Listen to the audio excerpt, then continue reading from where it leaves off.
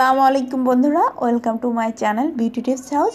আজ দেখাবো soft, silky ও স্বাস্থ্যোজ্জ্বল চুলের জন্য কিভাবে এমন একটি কলার বিশেষ হেয়ার প্যাক তৈরি করবেন এবং এটি ব্যবহার করবেন। এই হেয়ার প্যাকটি রুক্ষ এবং ড্যামেজ চুলের জন্য বিশেষভাবে কার্যকর।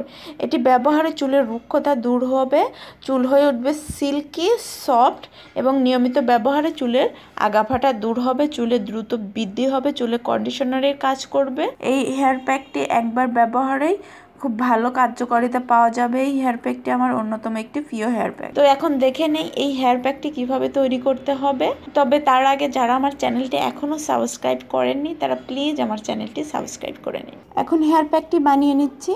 হেয়ার প্যাকটি বানাতে নিচ্ছি দুটো কলা দুটো দেখুন অতিরিক্ত পেকে গেছে, অনেকটা কালো কালো হয়ে গেছে। তো এরকম অতিরিক্ত পাকা কলা নিলেই বেশি ভালো হবে চুলের জন্য, চুলের লেগেও থাকবে না আবার চুলে বেশি উপকার পাওয়া যাবে। তাছাড়া বাসায় এক ছড়ি কলা আনলে দেখা যায় যে 2-3টা কলা এরকম কালো হয়ে যায় অতিরিক্ত পাকার কারণে, কেউ খেতেও চায় না, অনেক সময় সেগুলো ফেলেও দিতে হয়।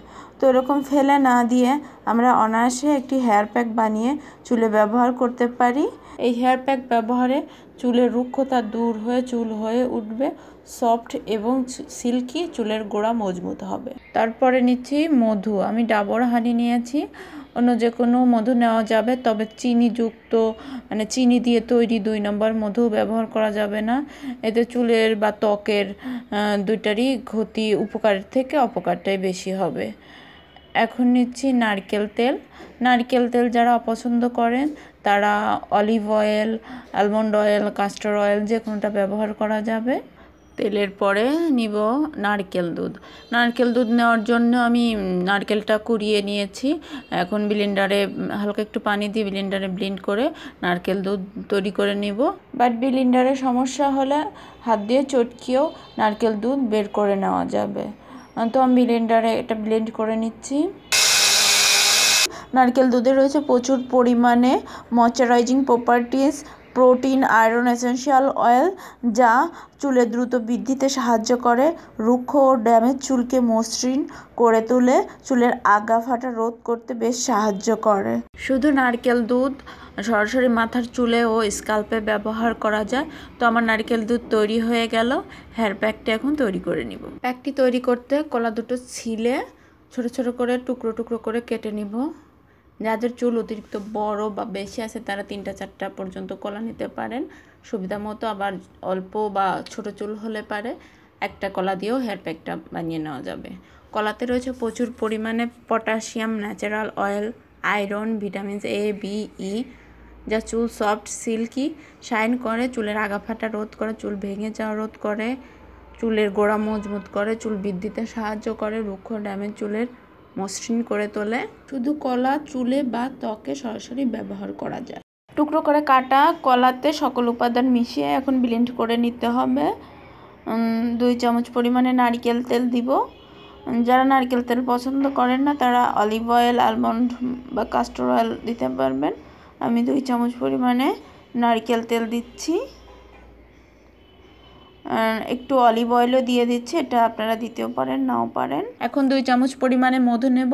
মধু ন্যাচারাল অ্যান্টিঅক্সিডেন্ট এবং ন্যাচারাল হেয়ার কন্ডিশনার হিসাবে কাজ করে। মাথার স্ক্যাল্পের জন্যও ভালো, চুল গ্রোথে সাহায্য করে, চুল সফট সিল্কি করে।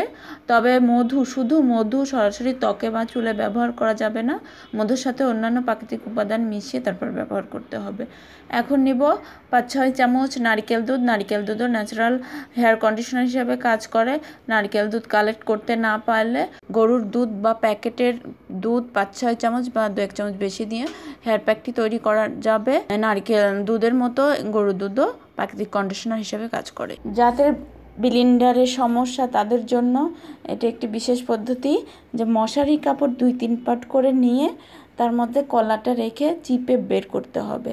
এটা হাতে চটকালে যেমন কলাটা খুব ভালোভাবে মিহি হয় না, কিন্তু মশারি কাপড় দিয়ে এরকম করে চিপে বের করে নিলে সুন্দর মিহি হয়ে যাবে।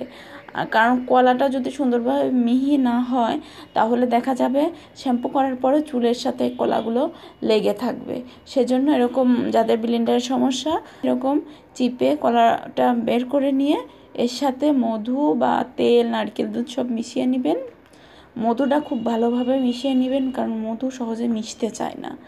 আর যাদের ব্লেন্ডার আছে তারা প্লিজ ব্লেন্ডারেই ব্লেন্ড করে নেবেন, কারণ ব্লেন্ডারে ব্লেন্ড করলে সবচাইতে ভালোভাবে মিশে যায়। তো এখন আমি সকল উপাদান একসঙ্গে করে ব্লেন্ডারে ভালোভাবে ব্লেন্ড করে নিব। চুলের প্যাকটি তৈরি হয়ে গেল। দেখুন অনেক সুন্দরভাবে সকল উপাদান মিশে গেছে, যার কারণে চুল শ্যাম্পু করার পরে চুলে কলা একটুও লেগে থাকবে না।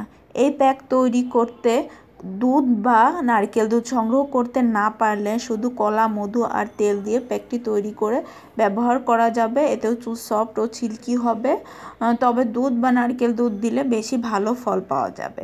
এই প্যাকটি ব্যবহারের পূর্বে চুল ভালোভাবে চিরুনি করে নিতে হবে, আর চুল সব সময় চুলের নিচে আগা থেকে চিরুনি করা শুরু করতে হয়। চিরুনি করার পরে এই প্যাকটি চুলের আগা থেকে গোড়া পর্যন্ত সমস্ত মাথায় চিপচিপে করে ব্যবহার করতে হবে, বিশেষ করে যাদের চুল অতিরিক্ত রুক্ষ ও চুলের আগা ফাটা আছে। আরেকটি কথা, অনেকে বলে এই হেয়ার প্যাকটি ব্যবহার করলে চুলের আগা ফাটা 3 থেকে 7 দিনের মধ্যে ভালো হয়ে যাবে, বাট সত্য এটাই, চুলের আগা একবার ফাটলে সেটা আর ভালো হয় না। তাই চুলের আগা ফাটা থাকলে সেই আগা ফাটা চুলটা কেটে ফেলতে হয়, তারপর নিয়মিত যত্ন নিলে আর চুলের আগা ফাটে না। সো যাদের চুলে আগা ফাটা আছে তারা আগা ফাটা চুলটা কেটে সপ্তাহে একবার করে এই হেয়ার প্যাকটি ব্যবহার করলে আশা করা যায় নতুন করে আর চুলের আগা ফাটবে না, আর চুল হয়ে উঠবে সফট ও সিল্কি। এই প্যাক ব্যবহারের পর পুরা মাথা শাওয়ার কাপ দিয়ে ঢেকে রাখলে ভালো ফল পাওয়া যায়। শাওয়ার ক্যাপ না থাকলে এরকম একটি পলিথিন, পরিষ্কার পলিথিন মাথাতে হেয়ার প্যাকটি ব্যবহারের পরে পুরা মাথাতে জড়িয়ে রাখতে হবে। জড়িয়ে রাখলে ভালো হবে। জড়িয়ে রাখার পরে 30 থেকে 40 মিনিট পরে এটা সুন্দরভাবে শ্যাম্পু দিয়ে ধুয়ে ফেলতে হবে, পুরা মাথা ধুয়ে ফেলতে হবে। ধোয়ার পরে কন্ডিশনার ব্যবহার করার দরকার নেই, কারণ এটি শুধু একটি হেয়ার প্যাকই না, প্লাস এটি একটি ডিপ কন্ডিশনার, সো কন্ডিশনারের কাজও করবে। সব সিল্কি চুল পেতে অবশ্যই হেয়ার প্যাকটি বাসায় ব্যবহার করবেন। আশা করি আমার এই ভিডিওটি আপনাদের অনেক ভালো লেগেছে। যদি ভালো লেগে থাকে তাহলে প্লিজ আমার ভিডিওতে লাইক দিবেন, আপনাদের মতামত কমেন্টস করে জানাবেন, আর অবশ্যই শেয়ার করতে ভুলবেন না। ভিডিওটি দেখার জন্য সবাইকে ধন্যবাদ।